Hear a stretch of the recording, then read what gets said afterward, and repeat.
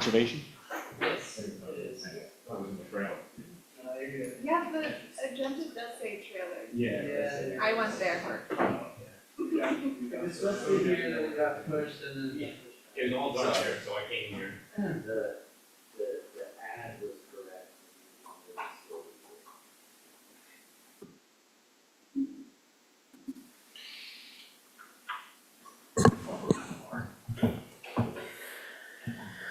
Y'all ready? All right. Good evening, everybody. This is Seth Engelborg, Chair of the Nantucket Conservation Commission. We're meeting today, November 6th, in a hybrid fashion with some attendees and commissioners physically present in the Public Safety Facility Room and others on Zoom. Members, when you hear your name, please, well, we need to establish a roll call, so members, when you hear your name, please respond in the affirmative. We'll start with Mike Mazzarelli, Here. RJ Turcott, Here. Joe Pondowski, Here. John Schaefer, Here. Linda Williams. Okay, and we don't have Tim either, right? I'm here. Oh, we do have Tim. Hi, Tim. Hi.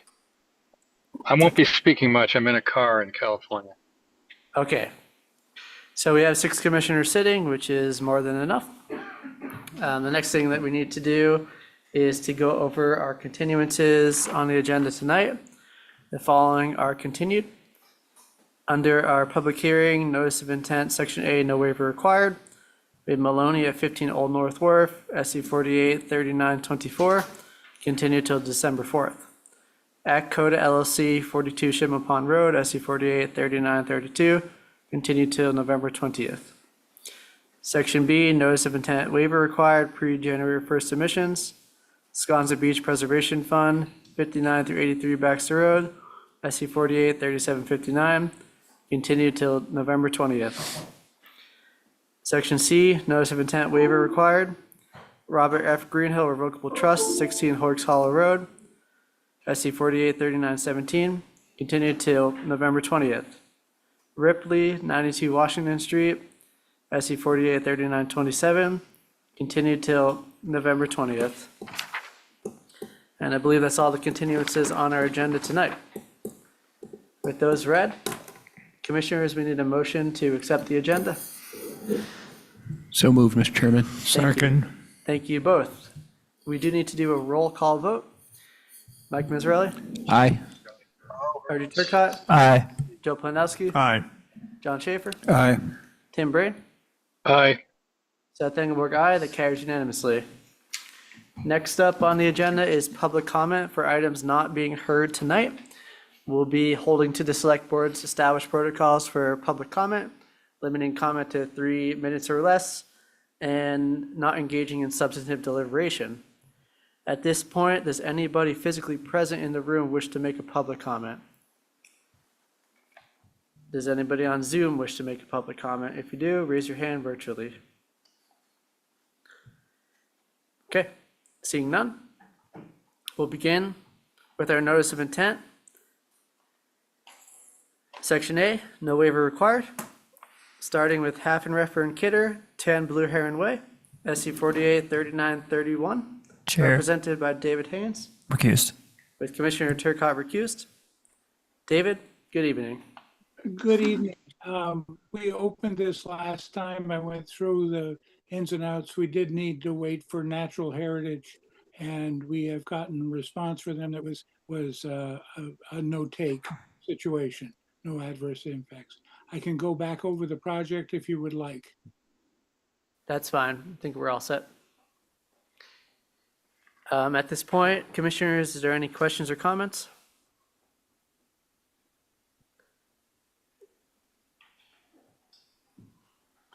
Any questions or comments from members of the public? Seeing not, do we have everything we need to close? Yes, we do, Seth. Thank you. Is there a motion to close? So moved. Thank you. Is there a second? All right, by roll call vote, Mike Mazzarelli, Aye. Joe Planowski, Aye. John Schaefer, Aye. Tim Brain, Aye. Seth Engelberg, aye. The carries unanimously. Thank you very much. Thank you as well. And I do realize that we did kind of revert back to our previous Right. protocol there, so Take them all at that's once? okay. It's been a long day. At this point, so we've closed that one. We have 4 more.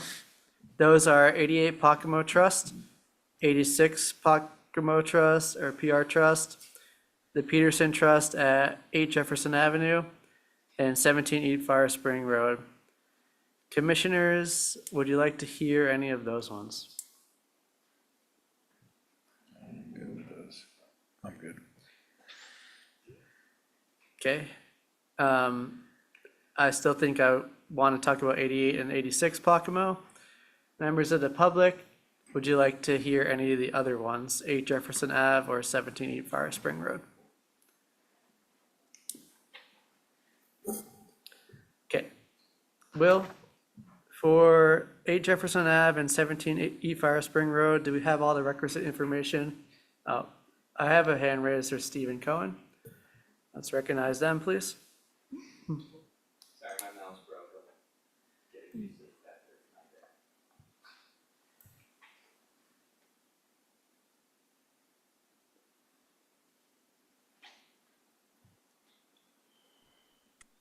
Mr. Chair, I'm counsel for 86 and 88 Pocomo. Okay, yeah, we're gonna get back to those in a second, but first Okay. we're gonna try to close the hearings on Jefferson and East Fire Spring. So if nobody wants to open the hearings on those, Will, do we have the information we need to close those hearings? Yes, Seth, we do. Okay, is there a motion to close? So moved. Is there a second? Second. Thank you. By roll call vote, Mike Mazzarelli, Aye. RJ Turcott, Aye. Joe Planowski, Aye. John Schaefer, Aye. Tim Brain, Aye. Seth Engelberg, aye. Those carry unanimously, and those 2 are closed. So we'll go back in our agenda to 88 Pocomo Trust at 88 Pocomo Road, SC 48 39 34. And 86 PR Trust, UDT 86 Pocomo Road, SC 48 39 33. We heard these together last time. We can hear them together again. They're represented by Mark Ritz, but before Mark starts, we'll let it be known for the record that Commissioner Williams has joined us at 5:07. Are you sitting on 88 and 86 Pocomo? Okay. Mark, good evening. Go ahead. Good evening, Mark Ritz from Site Design, representing the applicants at 88 and 86 Pocomo. Be joined by Stephen Cohen, who's providing legal counsel.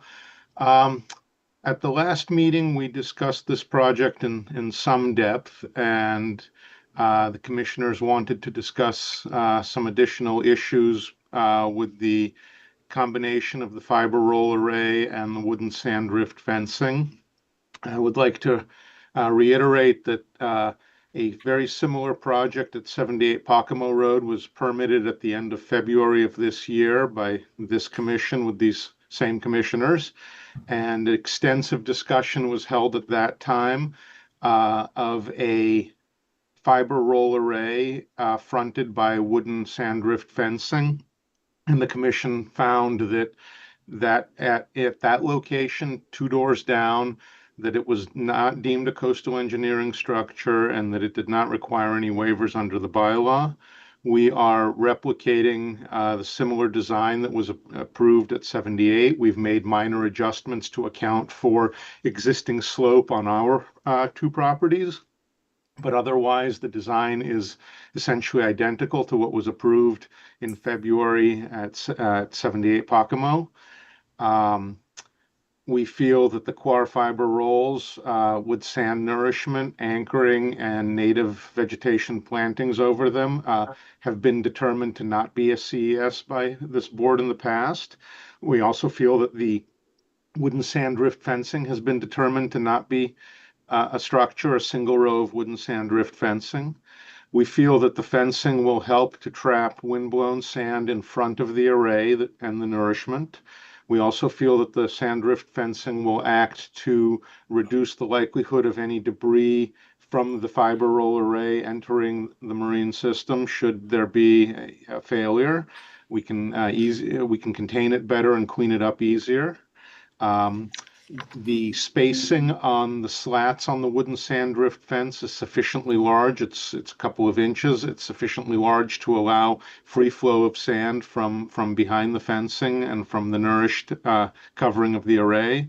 So we feel that this is going to function essentially as a planted, nourished system that's going to contribute sediment to the nearshore environment, and that it will not function as a traditional CES, as a hard physical barrier to erosion and sediment contribution. I'll be happy to take any questions or discuss any other issues the commission may have. Thank you, Mr. Ritz. Mr. Cohen, would you like to make an additional comment at this time? Yeah, just very briefly, I think what Mark mostly covered it, but I think the commission should look at two factors. The first factor is the performance standard, and clearly under the performance standard, this is not a CES because it's not acting as a hardened structure. And the second one is the commission already answered this exact question 2 doors down a few months ago, and there's no reasonable or legal way for the commission to change its determination without some substantial change in the regulations or the environment. So on those two bases, I would say that the commission should move forward under its own precedent and under the performance standards. Thank you. Thank you, Mr. Cohen. And as a brief aside, it is nice to hear your voice, and I hope you're doing well. It's been a little while since you've been before this commission, so Thank you. wishes. Thank you, Mr. Chairman. I appreciate it. At this time, commissioners, any questions or comments?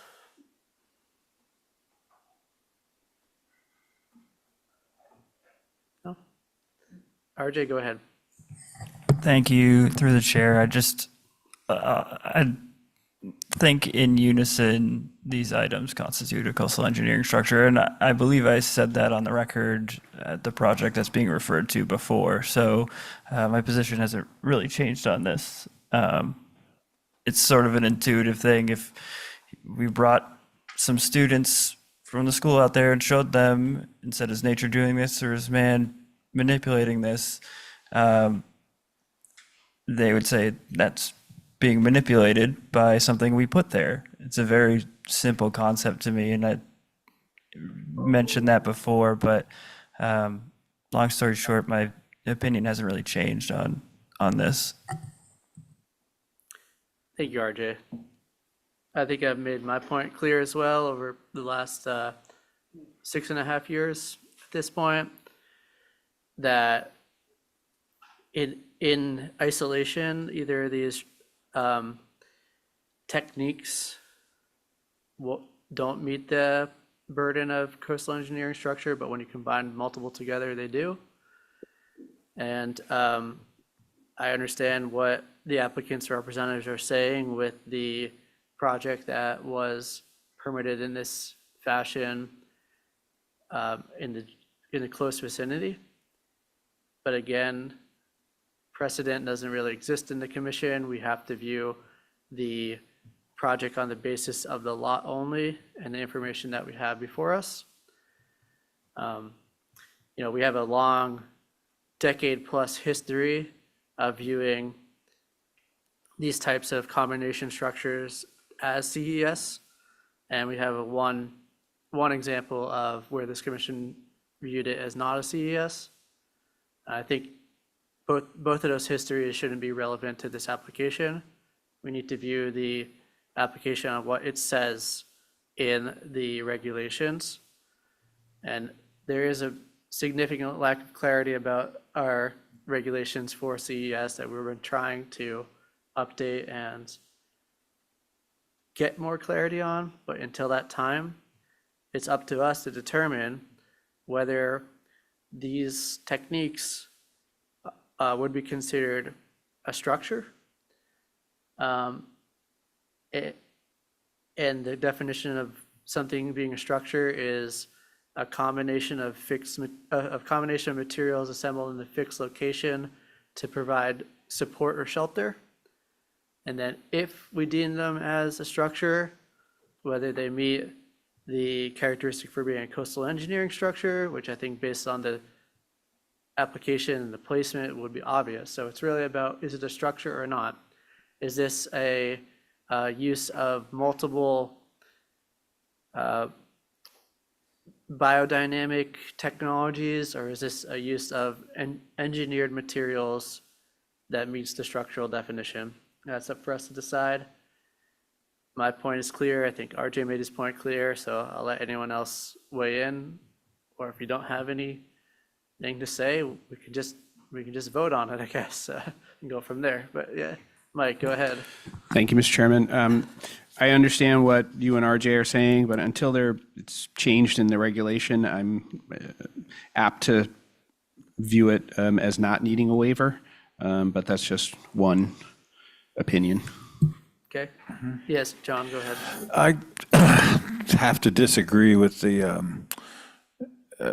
statement that our precedent doesn't mean anything. I mean, I think that the applicants need some sort of direction to, fill out their notices of intent. And if we just do one thing one time and one thing the next time, then it gets pretty hard for them to know where to go. So while I understand we evaluate each property on its own merits, this maybe seems to me not the time to do that. I'm okay with what we did before and saying the same thing here. So, Thank you. Yeah, we do have a obligation to the community and the public to have permitting that is understandable and functions in a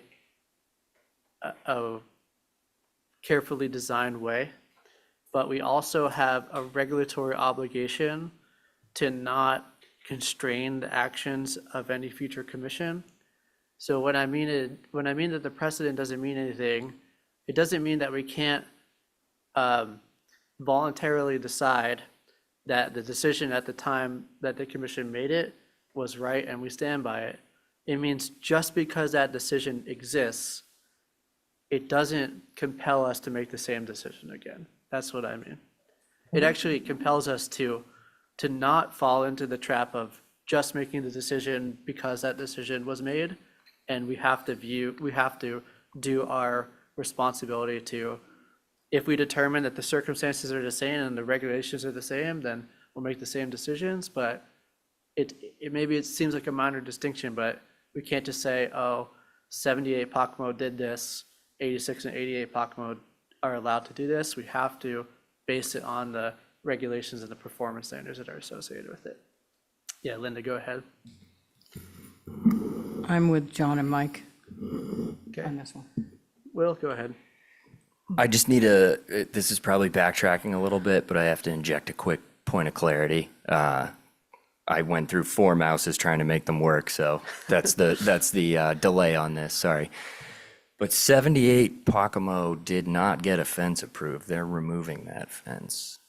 And I think that was part of the comparison of the projects, is that 78 was approved for a fence. They don't have a fence on that project. It's coming out. Do you have the order up for us? No, but I know their representative is available, Yeah. but I do. Yeah, I know in the history of these projects, there had been a lot of sand drift fencing installations approved in this area of Pocomo. Yeah, And over time, property owners decided that type of technology wasn't robust or sufficient or desirable to them. And they decided to do some type of Kawar terrace or Wilkinson array or whatever it may be.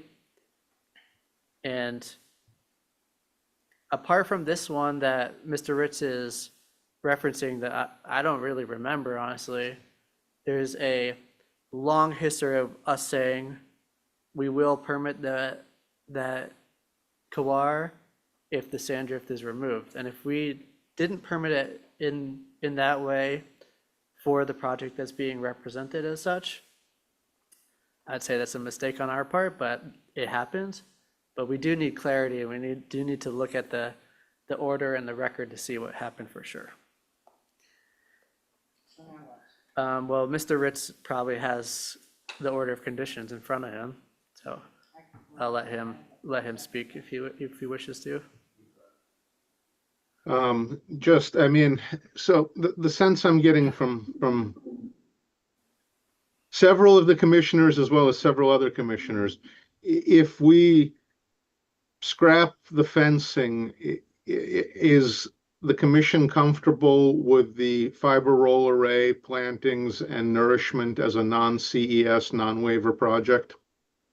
I think unilaterally, everybody is in support of that. So if we move in that direction, our client, I think, would like to get this project underway and their properties more robustly protected.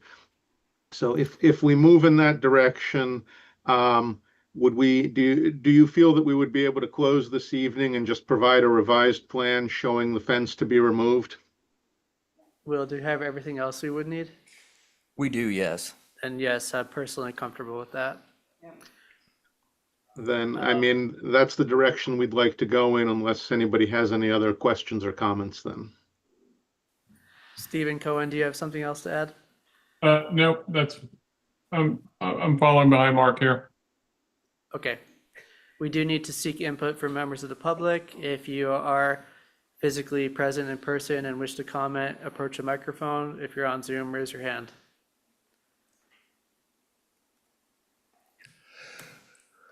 Seeing none, sounds like Mr. Ritz would like to close, Please. and we'll make sure that that fencing gets removed in the order. So is there a motion to close? So move, Mr. Chairman. Second. Second. Yep, we'll take Linda and Mike for the second. By roll call vote, Mike Mazzarelli, Aye. RJ Turcott, Aye. Linda Williams, Aye. Jill Pendowski. Aye. John Schaefer, Aye. Tim Brain, Aye. Seth Engelberg, aye. That carries You unanimously. don't have to do roll call. We're all here. No, Tim's online. Where is he? Oh, He's there on he is. Zoom. I see him. Thank you. I know. Thank you as Yeah. well. Where he's going. 1, All right, so 88 Pocomo and 86 13. Pocomo were both closed. And that is all we have in section A. We'll move on One. to. Please mute, Mr. Cohen. 13, Gotcha. We'll move on to section B, notice of intent waiver required pre-January 1st submissions. Our protocol is to open all of these individually. The first we'll start with is the Summer House of Nantucket Realty Trust. I have to recuse. Yep, I'm aware. 10 and 16 Ocean Avenue, SC 48 3824. We have Commissioner Williams recused and Turcott recused, but we're all set otherwise. This is represented by Art Gasparo, or maybe Valerie Moore is here as well. So whoever wants to begin from the project team, take it away. Thank you. I'll jump right in. Good evening, members of the commission. I am Valerie Moore from Nutter McLennan and Fish LLP, and I am here on behalf of the applicant. I want to start by thanking you all for your patience. I know it has taken us a long time to get here, so I thought it would be useful to begin by reminding the board of what is before you. This matter started with an enforcement letter request from some of the Summer House's neighbors concerning whether work had taken place without approval. We undertook an extensive analysis and review of how the property has evolved or not over time, and ultimately a notice of intent was filed with the commission seeking approval to remove a portion of a wooden deck that had been constructed without the commission's approval and to relocate a shed that was placed in a resource area without approval. Those were the only two items that were identified that had been constructed without the commission's approval. As far as I can discern from the records that preceded my involvement with this matter, and my own hearings before you, no one has raised concerns about either of those proposed actions. As part of the commission's enforcement order, the commission queried whether the summer house's practice of serving lunch in the open sandy area adjacent to the pool was jurisdictional and whether it required approval. We have provided extensive documentation to the commission about how this activity is not jurisdictional. First and foremost, we continue to maintain that the act of carrying tables and chairs out to the dune, serving a meal, and removing the chairs and tables is not subject to regulation under the act or the local bylaw. I'm not going to repeat that argument tonight as it's extensively briefed before you in the record, and we've discussed it before you at length. But we continue to maintain that just as beachgoers do not seek an order of conditions to carry a beach chair to sit in the resource area that is the beach, none should be needed here. Second, coastal geologist Stan Humphreys, who's also on the line tonight, presented extensive evidence to the commission as to how this dune is a secondary dune, not a primary frontal dune, and it is not demonstrating any signs that this activity has impacted it in any way. Mr. Humphreys has extensively documented the condition of the dune and moreover has demonstrated that even if the commission were to find this activity jurisdictional, it meets the performance standards in the regulations and the act and accordingly can be approved. And finally, we've argued that because this activity predates both the bylaw and the act, it is grandfathered from the commission's jurisdiction. At our last hearing before you, we presented several affidavits documenting that the activity of the summer house serving food and drink on a seasonal basis in this sandy area has been occurring since the early 1970s and predates both the bylaw and the act. At that time, the commissioners agreed that we had established that the activity at least commenced prior to the bylaw and the bylaw and the act coming into effect in the mid to late 1970s. But the commission wanted us to provide additional evidence that it has never ceased for any period of 5 years or more, because that language is found in your bylaw concerning grandfathering. And so in order to supplement the record, we filed several affidavits with the commission and really undertook quite an extensive effort to find people with personal knowledge dating back to the 1970s. That's not exactly easy to do. We filed an affidavit from Danielle De Benedictis, the current owner of the summer house, in which she documents that she has been to the summer house every year since 1976. And that the dining activity has been continuously occurring seasonally during that time. Robert Coffin, who is a resident of Sconset and was born there and has lived there since 1935, and documented in his affidavit that in his over 90 years as a resident of Sconset, he has continuously observed this activity occurring at the summer house and before it was the summer house, the Moby Dick. So he has personally witnessed this activity over time. John Shea provided a supplemental letter as well, documenting his continuous observation of the activity since the 1970s. He's experienced it both as a waiter at the Moby Dick way back in 1970, and then subsequently as an owner of the summer house. We've also provided affidavits from Corky Lang and Tracy Root. Corky Lang in his affidavit avers that he has also observed the activity continuously since the 1970s, as does Tracy Root. So with those supplemental affidavits, I think we have certainly established that the dining activity in the coastal dune predates both the Wetlands Protection Act and Nantucket's wetlands bylaw, and we've established that it has not been ever suspended for any period of 5 years or more. And therefore, that activity is entitled to grandfathering. All of those affidavits were submitted and signed under the pains and penalties of perjury. So with that, I hope we've answered all of the commission's questions. I and our coastal geologist, as well as Ms. De Benedictis, are available to answer any additional questions you have this evening. But we do believe we've we've thoroughly addressed this issue. I am sure you are tired of seeing us, so I do hope that the commission is prepared to issue an order of conditions so that we can remove the unauthorized work and move forward this evening. Thank you. Art, anything to add? No. Commissioners, any questions or comments? Mike, go ahead. Thank you, Mr. Chairman. Has any of the work happened, removing the portion of the deck or moving the shed yet?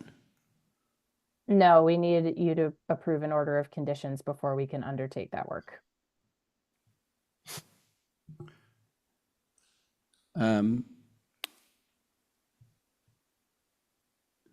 Okay, well, we're gonna get to that eventually. I would say for myself, I'm not in favor of the open sand area used for seasonal dining. I think I've been consistent with that.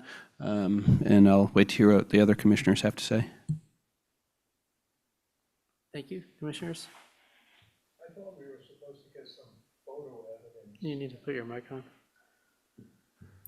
I thought we were supposed to get some photo evidence documenting all of this, as I recall.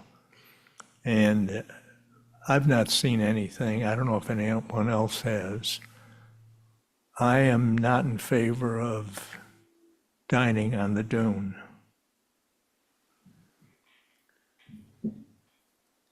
Yes, John. I'm satisfied that the evidence they provided from the various people, and myself having been a Sconset frequenter since, well, 72, I think, that use has been there for a long time. It definitely predated the act, so I'm okay with it. Thank you. So I don't believe we have any photo evidence apart from the aerial photographs that were submitted. I am assuming the photo evidence that you're asking for, Joe, does not exist. That's why they went to try to find written affidavits of people indicating that this use was there. Ultimately, the burden of proof is on the applicant. If we as a commission think that those affidavits are not sufficient, then we could ask for more proof. If we do think they are sufficient, then we could accept that and go forward with the waiver under pre-existing use. Before we get into that discussion, though, I think it's abundantly clear that the activity is subject to the jurisdictional authority of this commission. And that if we do decide that this use has been in existence since before the WPA or the Nantucket bylaw without any breaks, the language for pre-existing use is very clear. It says that the use can continue but not be extended or modified. So we would have to condition this to have a specific season that's no longer than the season that is currently used. And we would have to condition it to have a specific number of tables and chairs that's no higher than the amount that's currently used. If we didn't do that, we would be not following our regulations. So that's kind of, if we feel they've met the burden of the proof, we would have to go to those questions next. If we don't feel like they've met the burden of the proof, we can either ask for more proof or we can just deny this part of the application in our authority that the proof hasn't been provided. So, May I respond? yes, go ahead. So I want to be clear that having sworn personal testimony from living witnesses with personal knowledge of it is the best evidence you will ever get. No court would find that that is not the best evidence that could possibly be put forward that this activity has been continuous. So I do want to be clear that I feel we have met the highest evidentiary standard we possibly could. And I don't think you will find a judge who is going to find that a lack of photographs is in any way undermining of that. We certainly could accept conditions that would preclude extension of the service. The number of tables is set, so that we could propose to you in a draft decision to include the exact number of tables and chairs that are out there today and accept as a condition that that would not be extended. And we could provide the exact opening date and closing date range so that that could be included in the conditions. Thank you. Yeah, it's not really a matter of accepting or not. We cannot issue a permit that doesn't do that. We're required to do that if we were going to move forward with allowing the use. So, commissioners, anything else? At this time, is there any questions or comments from members of the public? If you're physically present in the room, approach the mic, or if you're on Zoom, raise your hand.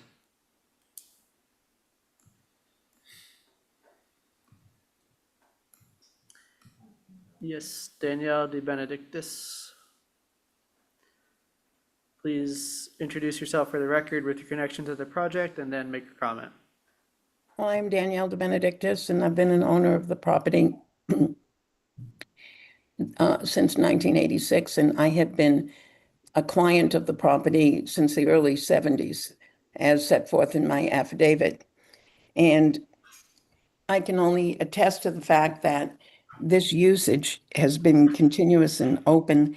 And Skinner Coffin, who's been there almost every single day, is a client of ours, was a client of the Moby Dick, and he's testified that he's been there every day, as I have, and then myself been there most every day.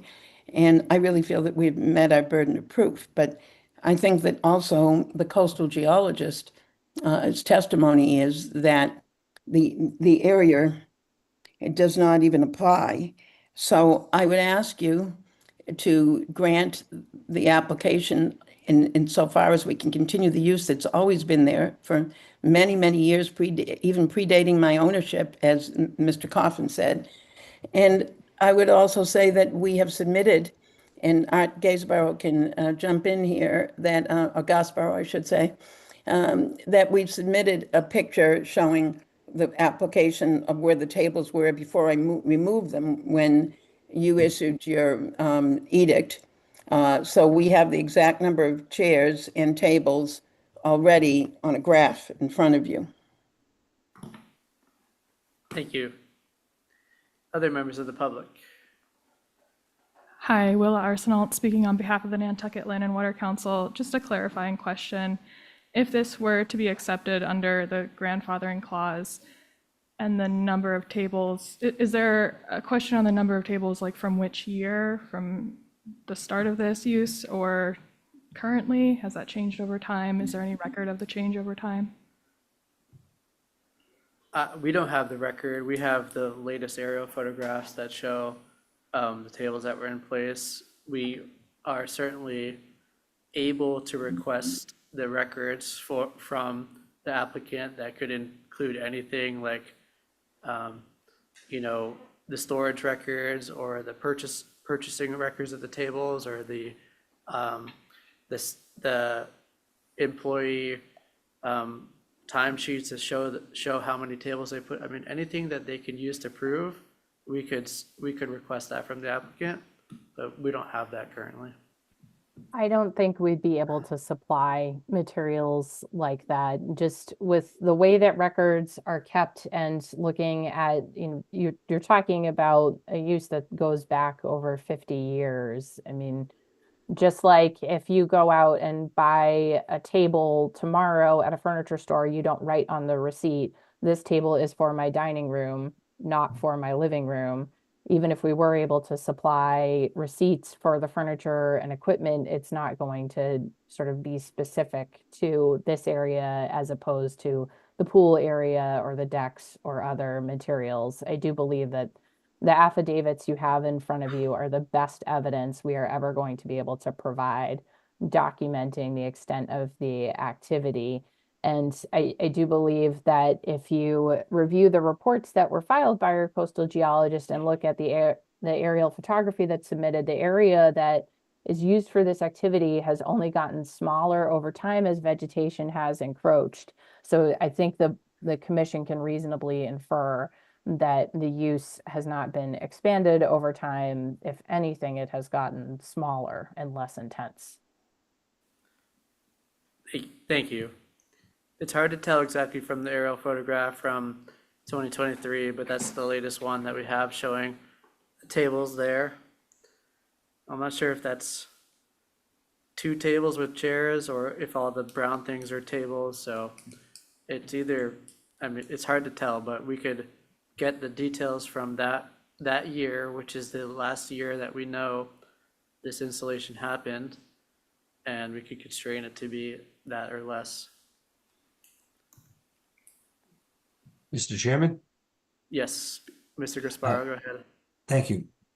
I could provide, I don't know if you want me to share my screen or we could submit, but I had done a plan a few years ago for Mr. Benedictus associated with her liquor licensing permitting.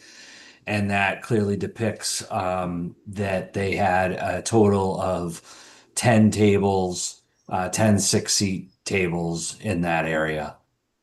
So I have that as sort of historic, or at least what's been happening, since then. And I think it matches what's shown in the aerial, but it is something that we did have for documentation that we could provide and might help to give you a state of reference for the permitted level of activity now and going forward with no possible expansion of that beyond that.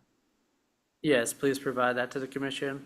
So I'm looking at the aerial again. It looks like from that explanation, all these brown dots are tables then. So there's 2 areas with five tables. But we will take the plans, and we also will need, maybe it's for the liquor licensing if that's a seasonal license, or if not, we can get it from the opening or staffing dates of the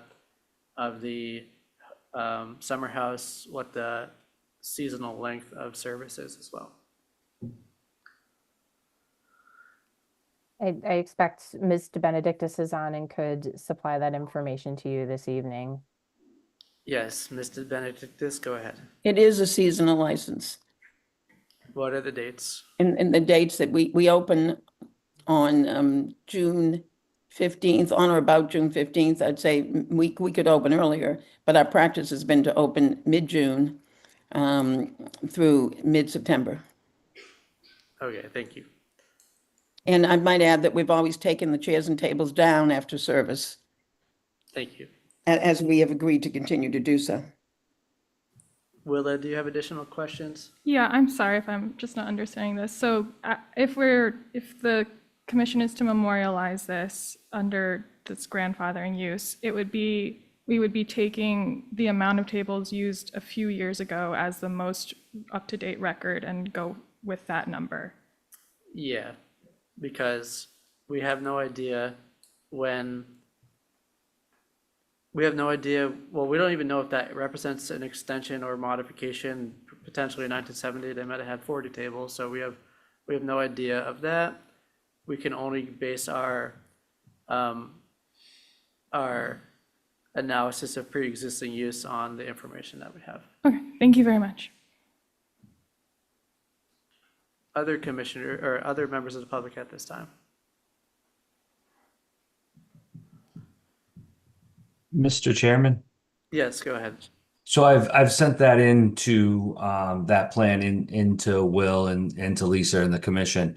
Would you like me to share it now on the screen so that you could see it, or would you? Yes, please. Okay.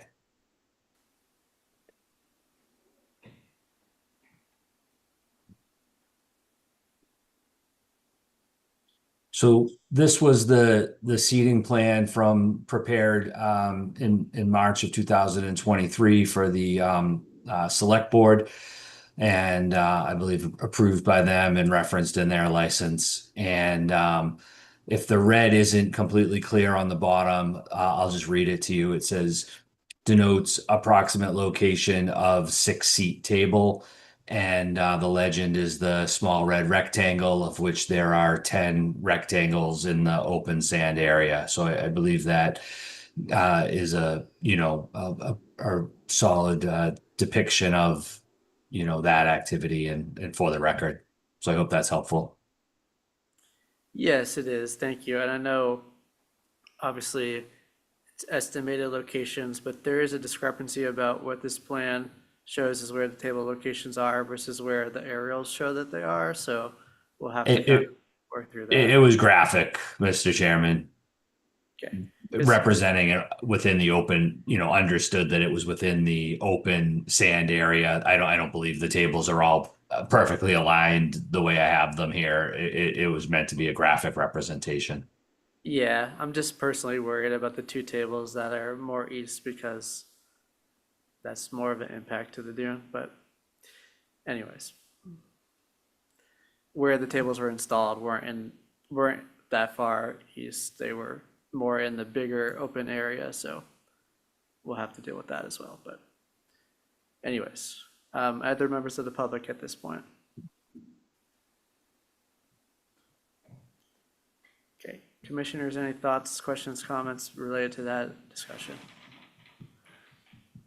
Would this be related to a grandfather approval? Yes. I think the arguments that this somehow is not a jurisdictional activity are those are wildly inaccurate arguments in my opinion. I think the arguments that these meet the performance standards, that doesn't hold up to me either. I think the only way that these tables can be permitted is through a waiver of pre-existing use. But anyone in this commission is willing to view it a different way, but that's the only way I could see these being permitted. Tim, do you have anything to add? No? Okay. So if no other commissioners have questions or comments, no other members of the public have questions or comments, we can check with Will if we have all the information we need to close. We do, but I do not have a findings page drafted. Okay. Which it sounds like we might have some interesting things just to work out for the findings page anyway. Yeah, but we can still close this and issue the permit at the next hearing, or if there's a reason to keep it open, we can keep it open. That's possible as well. But we will look to the applicant to see what they want to do. Ms. Moore, would you like to close? I believe that the commission has all the information it needs in order to make a decision and agree that this use predates the bylaw and is grandfathered. So at this time, I think we are prepared to close. Okay. Is there a motion to close? Motion to close. Thank you. Is there a second? Second. All right. By roll call vote, Mike Mazzarelli, No. Joe Plandowski, No. John Schaefer, Aye. Tim Brain.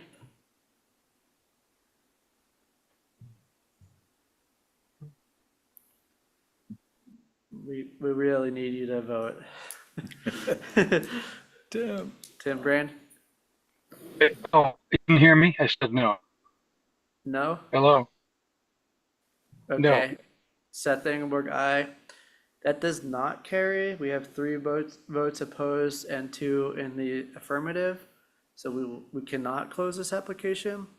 So we need to go back and discuss why we don't want to close and make sure that we get the information so that we can continue this for that information. So anyone who voted opposed, tell us why you don't want to close. Mike, go ahead. I just don't believe that the activity in the dune is responsible for us to permit going forward.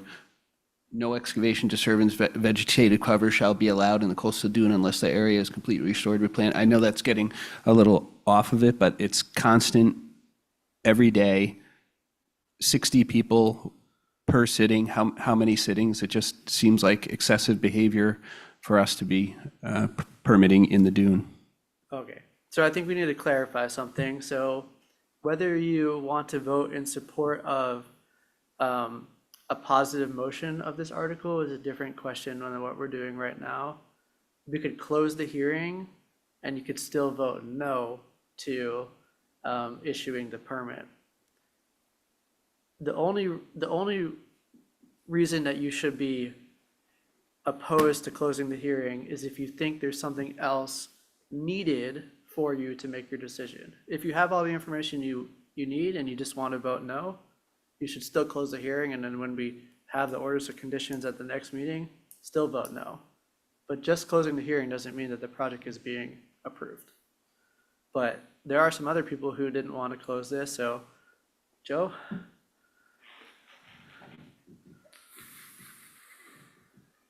I think the concern that I have is that if it's done under a grandfather clause, then I'm fine with it. But if not, then we could have others who want to do the same thing. And when you take a look at the photo you have up there, there's a tremendous amount of vegetation there, and you've got these, how many people? I don't know, 50 people or so wandering through the dunes. That's not helping our cause. Yes, again, it seems like the type of consideration that should be made when we're having the vote to either approve the order of conditions or not. Right now, we're just voting basically to decide if we have all the information we need to make our decision. Is there anything else that the applicants need to provide for us? No, I don't believe so. Okay. Tim, is there a reason? Yeah, having listened to your explanation, I'll change my my vote. Okay. Will somebody like to make a motion to close? Motion to close. Thank you, John. Is there a second? Second. Thank you, Joe. By roll call vote, Mike Mazzarelli. Aye. Joe Plandowski. Aye. John Schaefer. Aye. Tim Breen. Aye. Seth Engelborg, aye. That carries unanimously. I do think that, Will, we should prepare both positive and negative orders, because it seems like several commissioners are not in favor of this project. So Noted. we will, when we have our discussion in order of conditions, we will discuss both those orders, and then we'll see if there's a motion to approve a positive order, or if there's a motion to move forward with a negative order, and we'll go from there. So thank you all. Thank you. Do you anticipate taking this up at the November 20th or December 4th meeting? November 20th. Great. And sorry, there's one more housekeeping item I wanted to raise, which is that will let us know that the enforcement order had been extended out to November 6th, but only to November 6th. So I would ask and defer to Will on this, whether the commission needs to extend it further to encompass the November 20th date first before moving on from this matter. Will, go ahead. The EO was not extended. We had a update to the enforcement order requiring presence tonight at this meeting. Okay. So we don't necessarily have to put a new date on it or edit it or anything unless we want to memorialize that they were here tonight, but we also have the record, so. I don't think so. The record speaks for itself. Cool. Great. Thank you. I the- just wanted to Thank you confirm as that we well. had At the November satisfied it. 20th meeting, we'll talk about the order of conditions and decide how we want to weigh in on that. But this has closed. Thank you. Thank you as well. So we will move on to West Assured LLC at 62 Winoma Way, SC 483869, represented by Brian Madden. Brian, good evening. Good, excuse me. Good evening. Thanks so much, everyone, and thank you for your patience for this one as well. I know it's been a long road since we initially filed and getting through the HGC process. We were last before you at end of July. We had conducted an on-site, and some areas were staked out at that point in time, and some of the wetland flagging that was on the plans of record were established, and I had noted some inconsistencies with that line. And after further review, the wetland boundary that we had previously shown was from a 2011 delineation as part of a 2012 order of conditions. So what we did from there was we updated the wetland boundary since it was 14 years old at that point. So the plan you see before you is the updated wetland boundary that I had performed earlier in October. We had that survey located and then replotted everything. And as currently proposed and shown on this plan, we are proposing to relocate the fence outside the 50-foot buffer zone where it intrudes into the 50-foot. So that's a pretty significant stretch along that existing path. So it'll be moved more landward into the interior of the vegetation in two separate areas. And so the project as revised does not require a waiver any longer. And I believe staff has been out there to take a look at the updated boundary, but I'd be happy to answer any questions. Thank you, Brian. Will, have you been out there, and do you find the wetland delineation to be accurate? Yes. My mic's off, sorry. Yes, I was actually out there today and did a sort of virtual site visit with Brian because we've been foiled by boats and schedules and whatnot. But I found the revised delineation to be accurate. I took a nice walk around the pond today, so. Okay. Commissioners, any questions or comments? Any questions or comments from members of the public?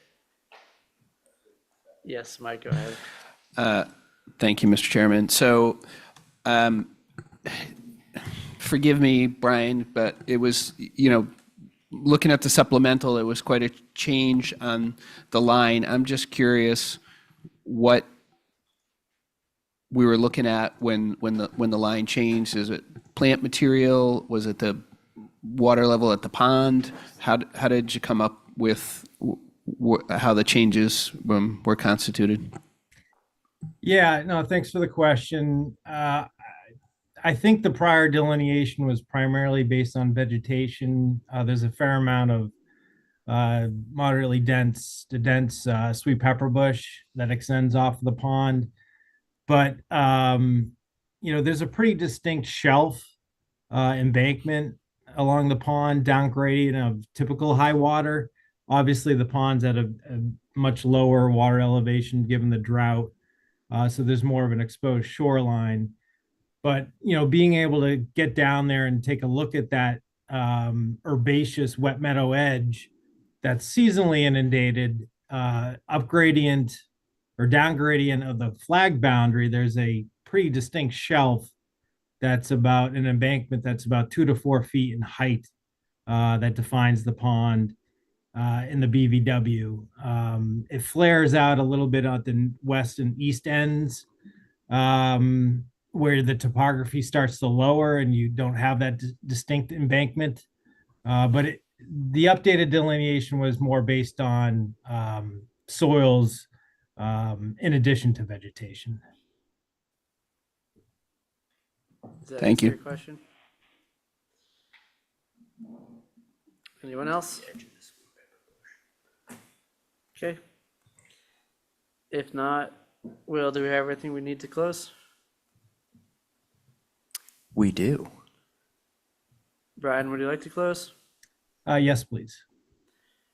Is there a motion to close? So moved, Mr. Chairman. Thank you. Is there a second? By roll call vote, Mike Mazzarelli? Aye. Archie Turcott? Aye. Linda Williams? Aye. Joe Pandusky? Aye. John Schaefer? Aye. Tim Brain?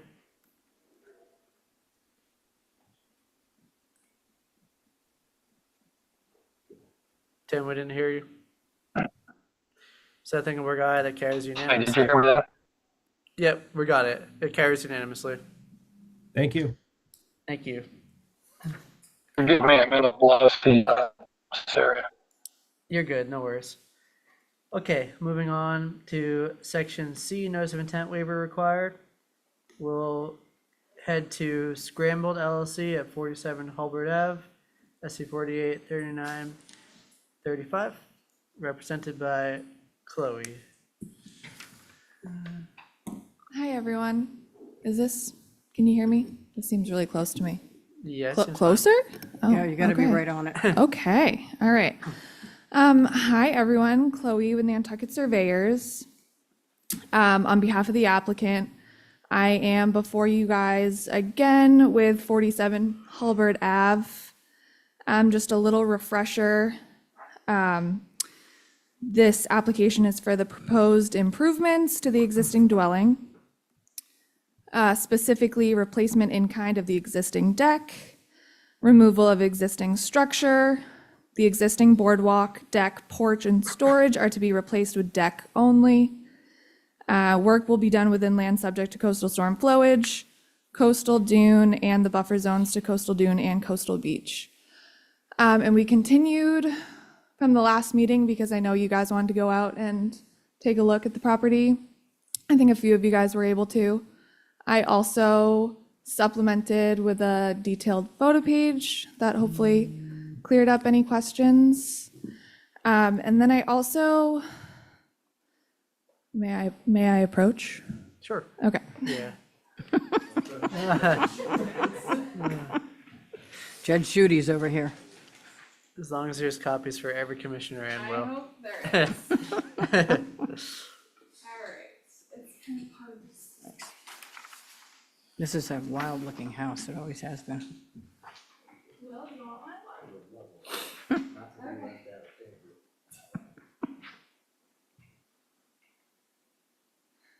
All right, I know it's super small, but if you guys look at the very bottom exhibit, the left side shows existing elevations and the right is proposed elevation. So the very, very bottom is the east elevation. I just think it's a little bit more helpful of a perspective to see that there's really not a significant, like change. I think what we were all getting confused by was whatever we're labeling this on the plan, like whether it's boardwalk, it's deck, regardless of what it is, it's a wooden structure. And right now it's about 6 feet wide. They're reducing it to about 4 feet wide. And what it is it's a walkway, like it's a walkway to get access to the back of the house. So I'll take any questions that you guys have. Okay, commissioners? Pretty insignificant. Yeah, Joe, go ahead. I do have a question about the removal. Oops.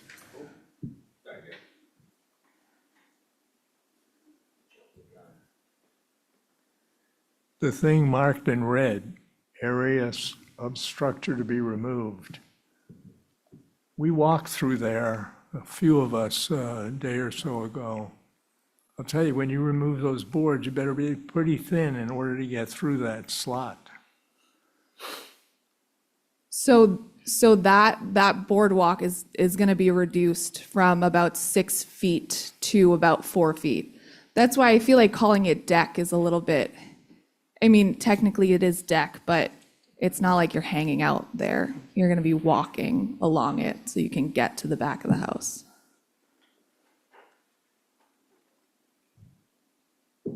Other commissioners? No. Yeah, I was on the site. It's clear that everything that currently exists is structure.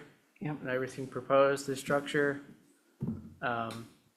So Less intense. if It's less we intense. feel that meets the waiver characteristic, that's fine. The one thing that I did notice when we were there that was concerning was there was like clear interior work going on, which isn't necessarily related to our jurisdictional purview, but there was also like a bunch of concrete block, debris and stuff just thrown in a pile on the grounds. And there was a dumpster there that for some reason wasn't being used. And I'm really worried that if we are already seeing that, we're gonna have a huge issue with erosion, sedimentation, and construction debris. So we need to make sure that this is properly conditioned, that everything is being done right. May I respond? Sure. Yeah, we noticed that too. And what that concrete pile was from was the chimney inside. So they had taken down the chimney and brought that concrete outside, and they cleaned it up. As of today, it's gone. Okay, thank you. They have to keep this site clean. Yeah, it just, It's too close to the harbor. yeah, we'll put the appropriate conditions, but we are in a public hearing. Is there any questions or comments from members of the public? Will, do we have everything we need to close? Yes, we do. Chloe, would you like to close? Yes, please. Is there a motion to close? So, Mr. Chairman. Second. Thank you both. By roll call vote, Mike Mazzarelli, Aye. Archie Turcotte, Aye. Linda Williams, Aye. Joe Plandowski, Aye. John Schaefer, Aye. Tim Brain. I think he dropped off, so that's fine. Seth Ingborg, aye. That carries unanimously with those present. He's on the west coast. Things are different out there. Thank you, Chloe. And we'll move on to Nassif at 38 Walwinet Road. Chaos Corner. SC 48, 3938. Yeah, it is Chaos Corner. This is also represented by Chloe. All right. Nantucket Surveyors, on behalf of the applicant, Deborah Nassif and Karen Lamb Nassif. This application is for the proposed in-kind replacement of the existing barn within the buffer zone to an isolated vegetated wetland. What they're proposing to do, this is already HDC approved. This barn predates 1929. It's super cool, but they're gonna do a full tear down and rebuild, which will include the foundation replacement, which is why we specifically, to the extent applicable, had requested waivers for this application because of the foundation replacement. And I'll take any questions. Thank you, commissioners. I just forgot there was a barn. Thank you, Mr. Chairman. Chloe, you mentioned the foundation, and that was my question, because when you look at the view of the barn looking east, it looks like, or maybe it's just the back portion is like on piers, but what are you proposing for the foundation there? The back portion is currently on piers, but what they're proposing to do and what HDC has approved is a full slab, concrete slab.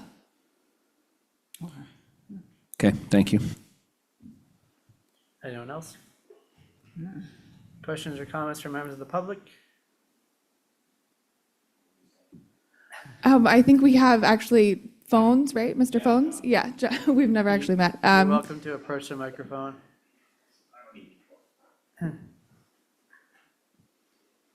I really don't need to say anything, but I'm the contractor on the deal. Okay. And we had a laser drawn, so we're gonna build it right back to the T of what it looks like. But we're definitely doing the foundation, so it wouldn't rot out again. But I do have pictures of 1929 of what it looked like then. Pretty much what it looks like now. Cars that, it says 29 on the picture, but you can tell the cars are from about that area. Thank you. Okay, I don't know. If you have any questions about the construction part of it, I can answer that. Much appreciated. Thank you. Anyone else? If not, Will, do we have everything we need to close? Yes, we do, and I want to see that picture just for fun. Not now. Send it in to the town staff. Chloe, would you like to close? Yes, please. Is there a motion to close? So moved, Mr. Chairman. Second. Thank you. By roll call vote. Mike Mazzarelli, Aye. Artie Turcotte, Aye. Linda Williams. Aye. Joe Plandowski. Aye. John Schaefer. Aye. Seth Ingleberg, aye. That carries unanimously. Thank you. Thank you as well. We have no amended orders of conditions tonight, so we'll head to the public meeting to do orders of conditions, which we have quite a few of. Oh, more than usual. More than More than two. We'll begin with Haffenreffer and Kidder, 10 Blue Heron Way, SC 48, 39, 31.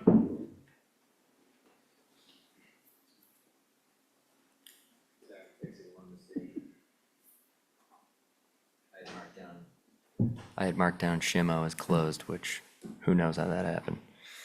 I know we also discussed at our regulation update meeting, voting these as a block, but I haven't seen all these because I got them before I could actually read them. Will had sent me some like earlier in the week to review, which I did. I But saw then, some today, I think. Oh, I didn't send you the ones from last meeting yeah, that carried through. I got you. I mean, I saw them, but I think we should just Yeah, do it as normal, and then that's we'll fine. go back. We'll just start that in next Now, meeting. did you hear Blue Heron at the very beginning of today? Yes. Okay, because I signed the Mullen from the last meeting, but I missed the discussion today. So don't. That's don't what I'm vote. saying. Yeah. I won't vote. Take me off with. Okay, thank you. 1 second. And then Well, we'll that was get going, I fast. swear. Real Sounds fast. like we haven't seen it before, but Okay.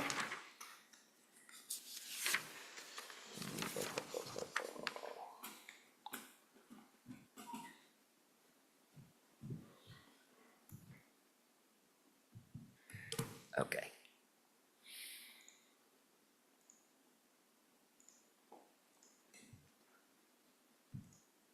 All right, before you, we have 10 Blue Heron Way. This was the proposed repair and replacement of a boardwalk at 10 Blue Heron Way within land subject to coastal storm flowage, salt marsh, and coastal dune. No waiver was required. Today's date is November 6th. And we did have NHESP, conditions 18 and 19, and then 20 plantings and seedings or native species with no cultivars, no ag chemicals or fertilizer, and all lighting in compliance with 102. No waiver. Any comments, suggestions, questions? If not, is there a motion to approve as drafted? So moved, Mr. Chairman. Thank you. We can do a voice vote now that Tim's not here. All those in favor, please say aye. Aye. Aye. Tim's Any- back. Tim's back. Aye. You missed it. Aye. You missed it. Okay. That's not gonna work. Sorry. We do need to do a roll call vote. Mike Miserelli, Aye. Linda Williams. I'm not on this one. Remember, I came in Oh, after you yeah, did this one. yeah. Not sitting. Joe Polanowski. Aye. John Schaefer. Aye. Tim Brand said aye. Aye. I'll say aye. That carries with 5 commissioners in the affirmative. Commissioner Turcott recused and I'm not sitting. Commissioner Williams not sitting. Okay. All right. Can we take 88 and 86 Pocomo together? We can, Scrapping the fence on this one, isn't it? Yes. they're identical. Yeah, we scrapped the fence though. Yeah, as long as it Yeah. clearly says that the fence is not permitted. Yeah, I threw a condition in at the end. It maybe can be worded better, Make but sure to share it too. yeah. Jesus Christ, are the numbers correct on this? Yeah. Yeah, there's a lot. Because it's additional findings and then it starts over. Holy, The numbers start over again on the conditions. Yeah, that. wow. Don't they usually start with 18 or 16 or something? I don't usually Yeah, see them So- the start- numbering is I don't different, usually but see them start with 1, 2, 3. They usually start at 18, but it's fine. That's interesting. I thought you were talking about this. I can fix that formatting, It but doesn't matter really. Well, it just sort of freaked me out because I'm not used to I seeing gotcha. 1 on here. anyway, 88 and 86 Pocomo Road, we'll consider them together because they are the same. How do you take the fence out? We should put in the permit overview, Yeah. Yeah, This and does then we not should include put the a fence. condition too. Yeah. so it's not in the overview now. I took Okay. it out and then In the findings, we need, or. I'll show you. Conditions, yeah. Yeah. 21, the applicant shall provide an updated plan before start of project without fencing present. Okay. Does that work? So they both look exactly the same. The other one has the same, I don't know if you guys want me to read through No. these. These are all the standard coastal stabilization. Thank you. It just looks weird to me. Yeah. Okay, so both of them look the same? Yep. You just put up 86 real quick for continuity purposes? I probably have to change the address real quick. Sorry, not the address, the hearing date. Mm-hmm.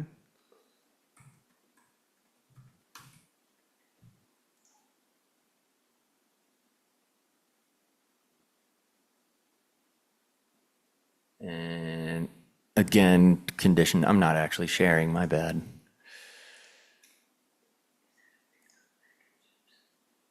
There we go. Again, on this one, condition 21, applicant shall provide an updated plan before start of project without fencing present. And up here in the overview, coastal stabilization, including fiber rolls, beach nourishment, planting of American beach grass. Okay. If there's no changes, is there a motion to approve and issue the 2 orders of conditions as drafted? Or as amended? Motion Oh, sorry. As yeah, amended. As amended. to approve as amended without the fence. Second. Thank you. By roll call vote, Mike Miserelli, Aye. Artie Turcott, Aye. Linda Williams, Aye. Joe Flandowski. Aye. John Schaefer. Aye. Tim Brain. Abstain. Okay, Seth Ingberg, aye. That carries 6 in the affirmative, 1 abstained. And the next 2, We're continuing. which are 8 Jefferson Ave and 17 Fire Spring Road. These are the 2 out of the 3 that I reviewed with Will. Would somebody like to make a motion to issue these orders in alignment with my recommendation as chair? So moved. Mr. Chairman. Second. By roll call vote, Mike Miserelli, Aye. Artie Turcott, Aye. Linda Williams, Aye. Joe Flandowski, Aye. John Schaefer, Aye. Tim Brain, Aye. Seth Ingberg, aye. That carries unanimously. Summer house, we don't have ready, but are there specific conditions that we want in there for Will to draft? Well, first of all, before we do this, who here wishes Thank you. for a negative order on this application, and who here wishes for positive order? I'm going to stick with my negative order. Positive. Okay, I'm hoping for a positive one for Okay. everybody involved. Tim? Positive. Okay. Let's draft both just in case, but sounds like we might be able to do that. Are there any conditions that don't approach the table yet? Are there any conditions that we would want Will to add in a positive order if said positive order would pass? I think you want to do the table thing? I think you need to put 10 tables in between June 15th, September 15th. Maybe that's, or less, I don't know. Do we have to stick with 10 tables? We don't. We We have to don't? stick with the number that we can prove is the historical number.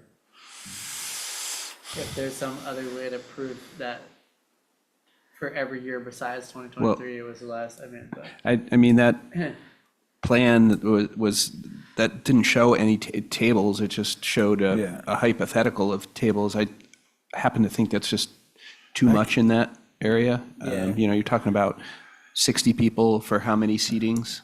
That could be 600 people through there a Yep. day. No, There's I don't think it's that much, but I kind of remember it as being more of like a 4-top round tables, like maybe 4 or 5 in each section, and so if you maybe, look at what the aerial photographs have, is 2 clumps of yeah. tables. They definitely don't look like 10 top tables. I think that was for permitting. They were trying They to could have max been out for what they permitting, yeah. could do, so, I mean, I can go back and let me. Are you just going on GIS or the? I was going to go on It's to in the packet. In the packet. You want to put Okay, it on? while we're doing that, anything else that people wish to see, whether it's related to the dining or any of the other parts of this project? Since were many. Yeah, we didn't even talk about the deck or the shed. That's all We good. did at one point, but not this. Not today. I mean, Not my, today, my, sorry. my only concern really is the dining in the dunes, but, Okay. so it's gonna be coming down to the tables. Okay, you can see in the 2023, 2020, in most of these, there's nothing, honestly, and then in 2023. there's I the see two tables there. Yeah, the two clumps there. So it looks like four tables on each section, maybe? Okay, I mean, it's up to us to decide what is the historical precedent. Oh, that's a fair compromise. How about 4 tables of 6 in each area? So that's Well, we can talk, 48. we can talk about it at next meeting. Yeah, We probably okay, shouldn't really but talk about it something's right gotta be now, in there. but, is there any other things that we need Will to draft? I'll put X in place of the Yeah. numbers. There you go. Nothing else? I'm good. Okay, we'll move on, to West Assured LLC, 62 Winoma Way, SC 483869. This close, and does not need to be wavered anymore.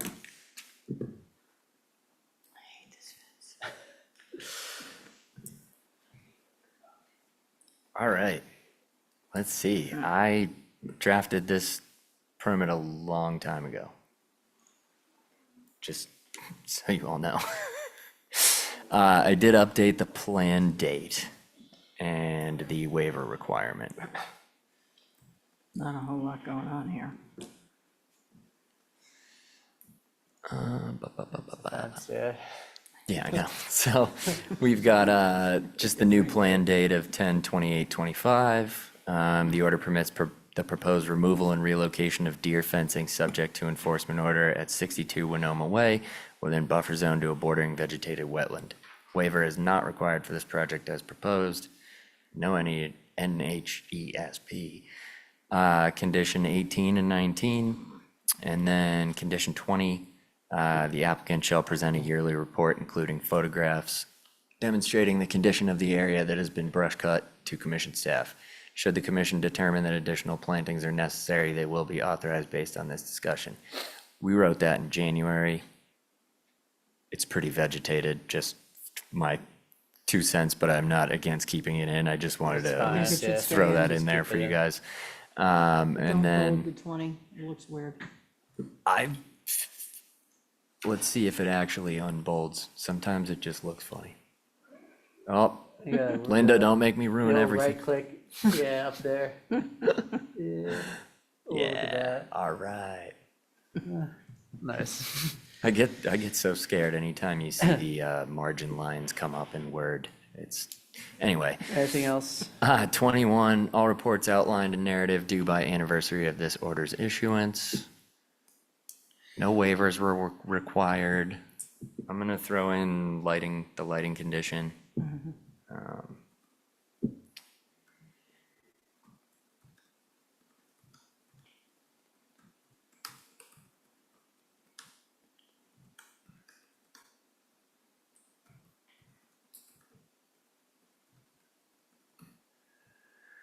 All lighting shall be in compliance with Chapter 102 of the Nantucket Town Code. Anything else? Is there a motion to approve and issue the order as amended? So moved, Mr. Chairman. Nick, is there a second? Second. By roll call vote, Mike Mazzarelli? Aye. Artie Turcott? Aye. Linda Williams? Aye. Joe Planowski? Aye. Josh Schaefer? Aye. Tim Brave? Aye. Seth Engelberg, aye. That carries unanimously. We'll go to Scrambled LLC at 47 Holbert, SC 483735. That's the one about the debris. Yeah. Which was apparently removed, but we'll just add some We gotta, erosion sedimentation Yeah. controls in there. yeah. All right, so we'll have a couple to add at the end. You have lighting in here too? Probably, let's see. Also, hang tight, let me just correct these two things. 3935. And.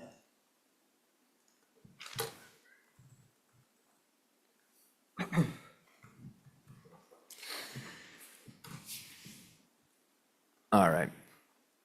This order permits the proposed replacement of an existing deck as well as removal of existing decks, boardwalks, and storage to be replaced with deck only at 47 Hulbert Avenue within land subject to coastal storm flowage and buffer zone to coastal bank and coastal dune. A waiver is required for this project as proposed. No NHESP 18, 19. Then we had 20, all plantings and seedings are to be native species with no cultivars. 21, no agricultural chemicals or fertilizers shall be used within commission jurisdiction. 22, all lighting shall be in compliance with Chapter 102 of the Nantucket Town Code. 23, given the topography of the site, any pool draining that needs to take place shall be pumped to a truck and disposed of properly at the wastewater treatment plant. We have, let me look at my list real quick because I do think we have some standard. Was there a pool there? Are we talking about 47 Hulbert Ave right now, right? Oh, that pool condition is a copy and paste, my Okay. friend. I don't know what's Oops. up with that. That was, No, we're talking about, all, deck. all that means is, whatever permit that I opened up to use as my blank slate, I forgot to get rid of a pool condition. The secrets. Should we ask for a plan with the silt fence, or I assume we want him to put some silt fence up there with the way that the interior construction is going? It's open up on the water side? Yeah, so silt fence is required in all permits under the general conditions. Okay. But I think we should add something specifically saying that best practices for erosion and sedimentation should be used to prevent any debris entering the resource area. And then also in the past, we've said like, Straw wattles. yeah, that, and also we've said like, a member of the construction team or whatever needs to do regular checks for any debris and remove it as noted.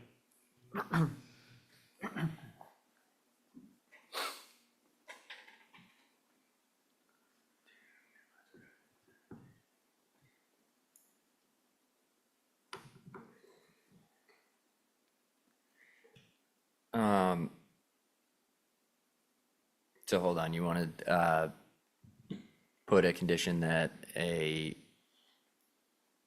employee shall, I spaced out. Yeah, representative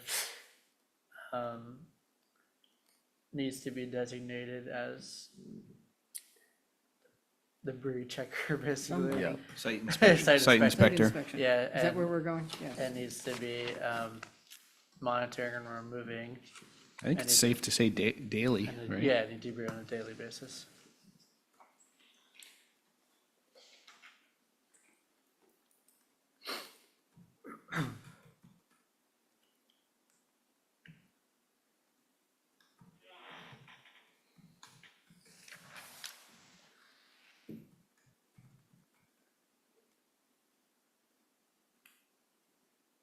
All right. I don't know if I want to reword 23. You guys let me know, but 23 is best practices shall be used to minimize erosion and sedimentation impacts to the resource area, I should write. 24, the contractor or representative shall designate an employee to perform daily sweeps for debris on site. That sounds good. All right. I'm gonna put- Any containment? Yeah, we can ask for, well, silt fencing is required in the Right. general conditions, but we can ask for additional things like straw wattles if we want. It's entirely up to you. You all. It's just such a vulnerable spot. And if there's a storm or something, and the storm comes up over the bulkhead, Okay. it's going out to So- sea. We could have a condition that says prior to the start of construction, a plan for debris containment and submitted to the commission staff for approval. Or we could tell them that they need to use a specific technique, but I don't really think that's our Anything job. about a storm coming and having to get rid of the debris prior to that? Yeah, we've also had those types of conditions before, but Mike, did you want to say something? I was just on 24, I mean, maybe, and just tell me if I'm off base here, but a contractor or representative shall designate an employee to perform daily sweeps for debris on site and dispose of properly? Yes. Like, Yeah, I mean, yes. I'll It needs clean to that say up tomorrow. Yeah, it needs to say and dispose of properly. Thank you.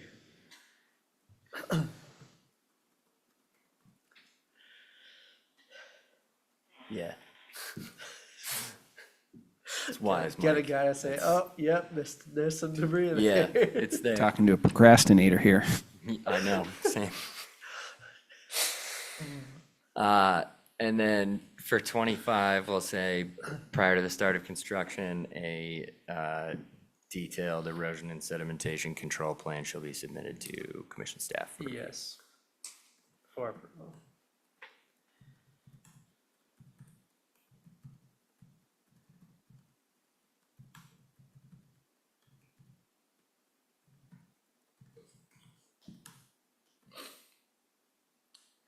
Prior to the start of construction, a detailed erosion. All right. And then we also had our waiver, which looked like it was one line for a second. I thought I forgot to write it, but waivers are required to 398B2 to allow work within 25 feet of the coastal dune. The commission finds that the project as proposed will not cause additional adverse impacts to the resource area, and there are no reasonable alternatives. Therefore, the commission grants a waiver under 393H3A of the Nantucket Wetland Regulations.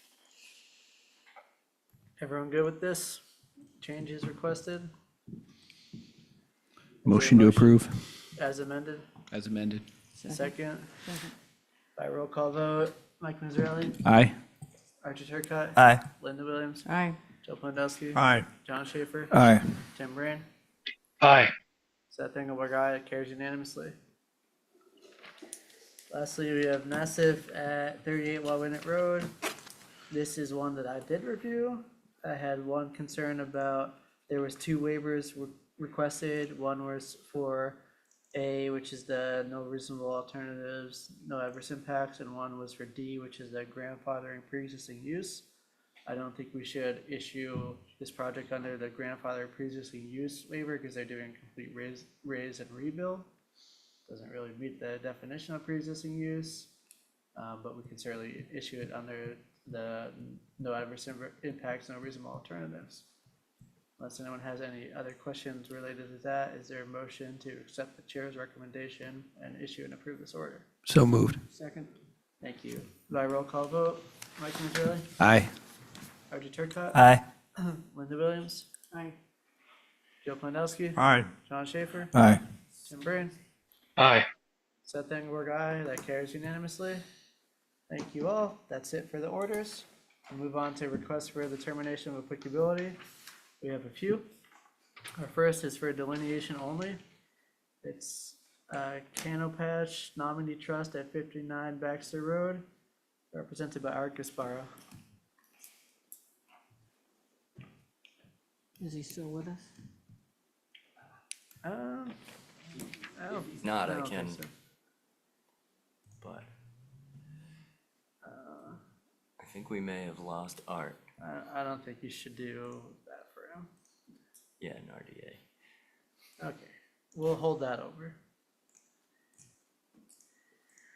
So we'll continue that RDA until 11:20. We have two RDAs for work requested from the land bank. The first is 22 Massasoit Bridge Road, represented by Liz Phelps. Liz, good evening. Good evening, Mr. Chairman. Good evening, Commissioners. This is a request for determination for 22 Massasoit Bridge Road for raising a septic system. The existing septic system is also a raised system, but it was installed in 1990. And at that time, the regulations didn't exist for the Nantucket Harbor Protection Zone. So the Board of Health has required us to meet or to be compliant with those regulations. So to do that, we have to raise the system likely about another foot, but we won't know for sure until we do the surveys. It does appear to be outside the 100-foot buffer to the wetland areas on the site, but we just wanted to submit this to make sure, because it is close, that we could get an approval without the need to delineate and do a full NOI. Okay, Will, have you been out to the site and do you have a recommendation for us? Yep. I actually met Liz out here, I want to say like 2 weeks ago. I think they're probably actually out of the 100. So that makes my recommendation quite easy, which is -2 and 3, which because I can't guarantee that it's out of the 100. So a -2, I forget the exact wording, but I have it somewhere. -2 is that it's within buffer zone, but will not alter or impact the area subject to the regs or the act, which is why we have both. Maybe I didn't print out my little RDA thing. Hold on. I have it electronically. Because for some reason, I think we are supposed to read the exact wording of those Yes, we are. codes. So I do have them. Just give me 1 second.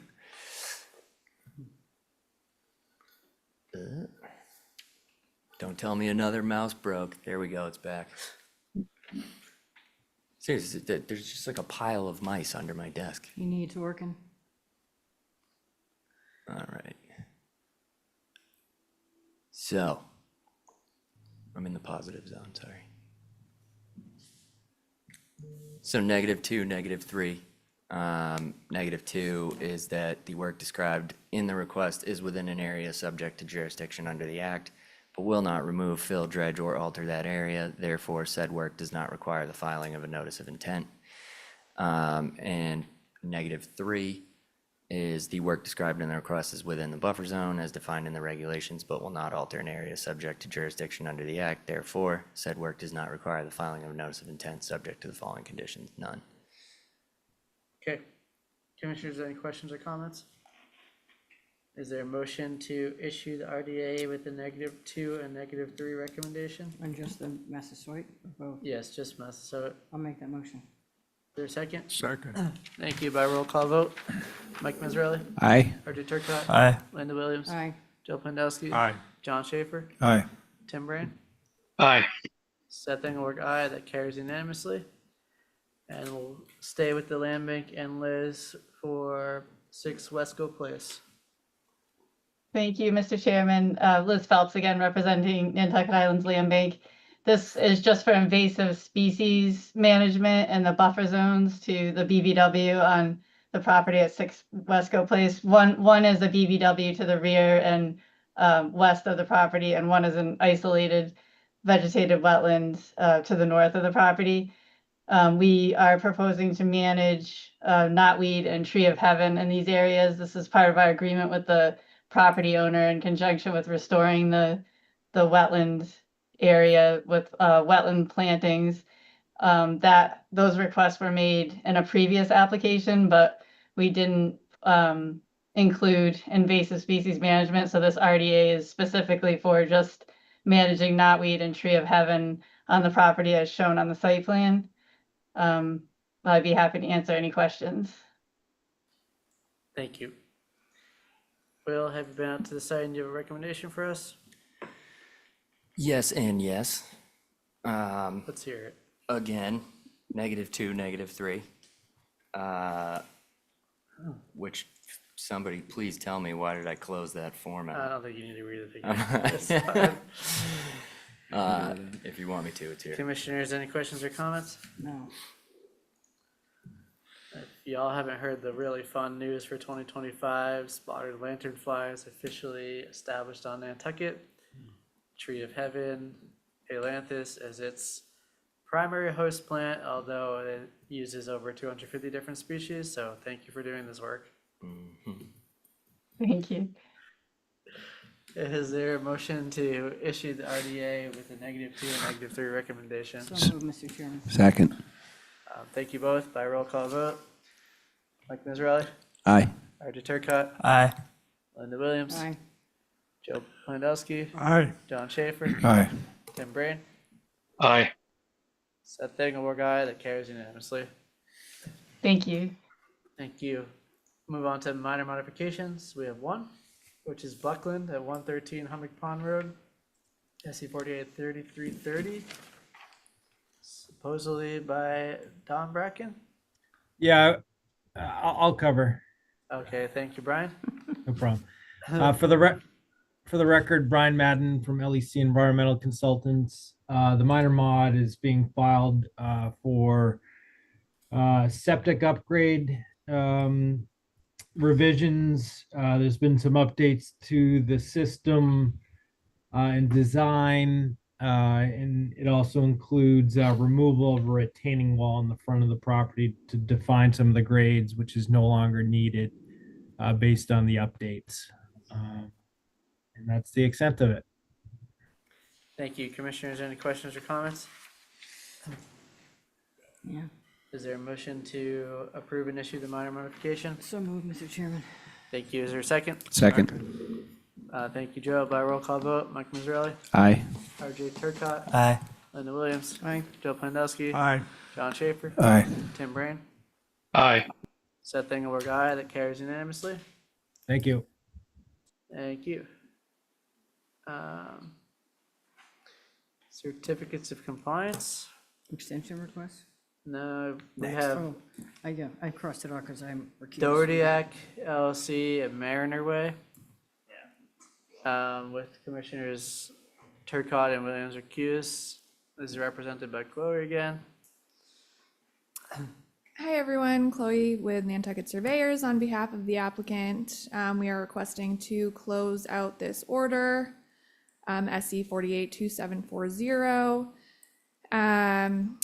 It was issued January 7, 2015. It permitted the relocation and reconstruction of an existing driveway into a subdivision road, including removal of existing structures, installation of utilities, grading, landscaping, construction of a bioretention area within land subject to coastal storm flowage, and the buffer zone to a bordering vegetated wetland, which is actually an isolated vegetated wetland.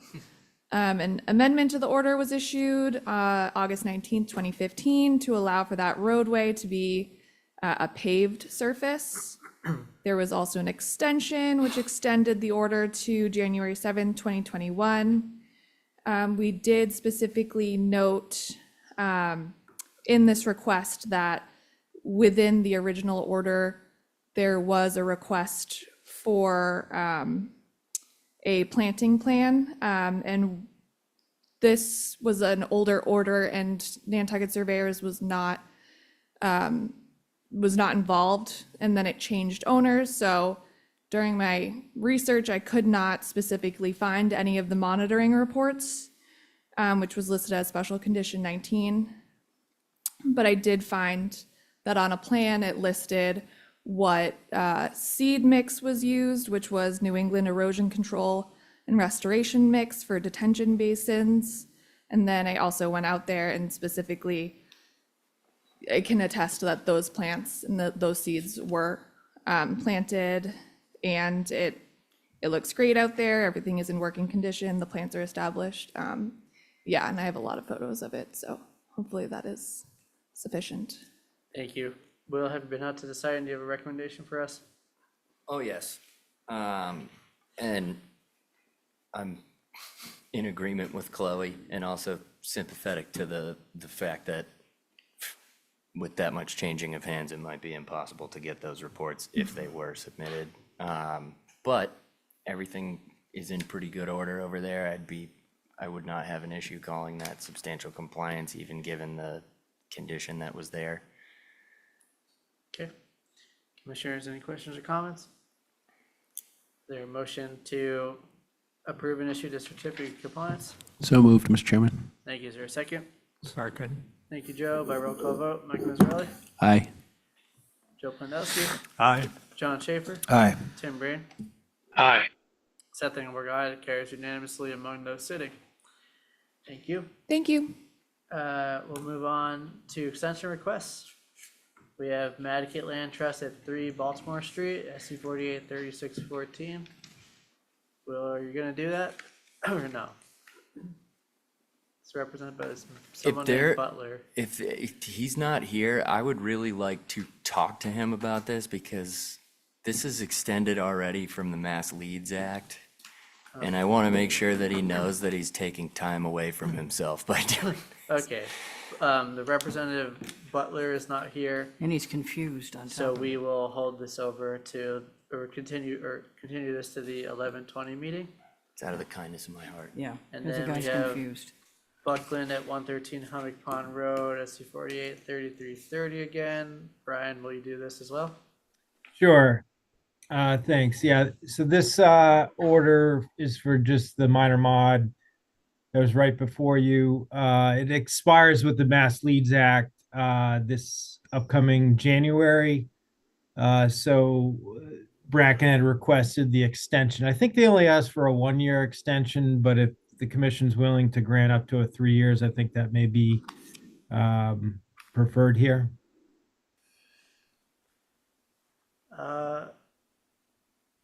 I think it's allowed, but I think we have to give you what you asked for in the Okay. application, then you have to come back again. I don't think we can, We'll, sorry. we'll take what you get, what you give. Yeah, I think we're gonna grant the 1-year extension and then they could always come back for another extension. We'll see you for the next two. All right, so, commissioners, any questions or comments? All right, is there a motion to, approve the 1-year extension, request? So moved, Mr. Chairman. Second. Thank you both. By roll call vote, Mike Miserelli, Aye. Archie Turcott. Aye. Linda Williams. Aye. Joe Blandowski. Aye. John Schaefer. Aye. Tim Brain. Aye. Seth Engelberg, aye. That carries unanimously. Thank you. Thank you. Head to other business. We have minutes to approve from 8/21, 9/4, 9/18, and 10/2, 2025. Any comments, questions, or concerns about the minutes? No, motion to approve. Okay, is there a second? Second. By roll call vote, Mike Miserelli, Aye. Artie Turcott, Aye. Linda Williams, Aye. Joe Plandowski, Aye. John Schaefer, Aye. Tim Braid, Aye. Seth Engelberg, aye. Those sets of minutes are approved. Thank you, as always, to all the people creating minutes for us. Monitoring reports. We did have one for 19 Walwinet Road related to the surface water sampling. If anyone has questions on that, direct them to Will. Committee reports. Crack. Tim, do you have Nothing anything new. for us? Okay, CPC.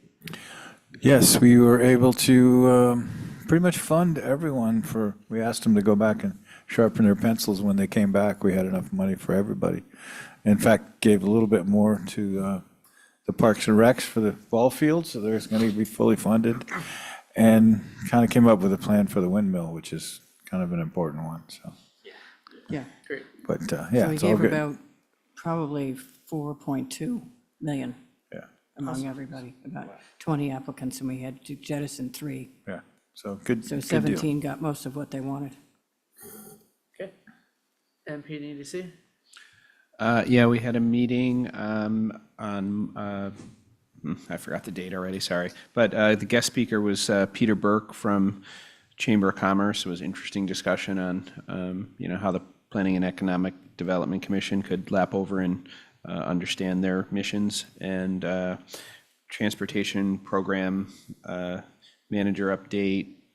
A lot of, stuff happening with bike paths and e-bikes in the future. So it was an interesting discussion as well. Thank you. Harbor Plan. Linda.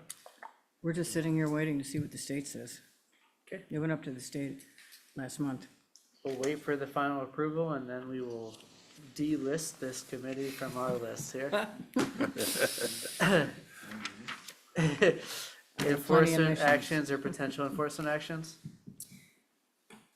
I can't bring up specific address, but I do have one that may become one, judging by, it should have been a simple letter and all done, but the letter's been ignored, so cooking on that. Okay. It's nothing too crazy. It was a damaged CES, and some like bundles of snow fencing. I know where they came from. And I've sent a letter to have them picked up because somebody put them very neatly. I might be too far from the mic. Somebody did sort of clean them up and put them neatly up against the bank. But trying to get the homeowner to clean them the rest of the way up. Yeah, let's escalate it for sure. So it's basically second letter has been sent, certified mail with a clock dangling an enforcement order out over their head, so Okay. Anything else? we're there. That's it for Okay. enforcements. Commissioners' comments? Another good meeting, Mr. Chairman. Thank you. Mike? I just want to say it's good to clear up some of these long-standing continuances. Thank you. Yes, we still have one on Yeah. pre-January 1st submissions. It's probably gonna have to become pre-January 1st, 2025 submissions, but hopefully we'll figure that Well, Bob's out not at here to some point. complain about when it's coming up next, but I'm sure we'll hear from him. Anyone else? About $100. No? Staff reports? I'm just as glad as Mike to see a couple of those serious stragglers get knocked off of the agenda. I think I had one other comment, but I'm sleepy and I'm gonna end it there. Okay, is there a motion to adjourn? So moved, Mr. Chairman. Thank you. Second. Thank you, Joe. By roll call vote, Mike Mazzarelli? Aye. Archie Turcott? Aye. Linda Williams? Aye. Joe Pandowski? Aye. John Schaefer? Aye. Tim Brain? Aye. Seth Engelberg, aye. That carries unanimously. This meeting is adjourned. Thank you all and have a good night.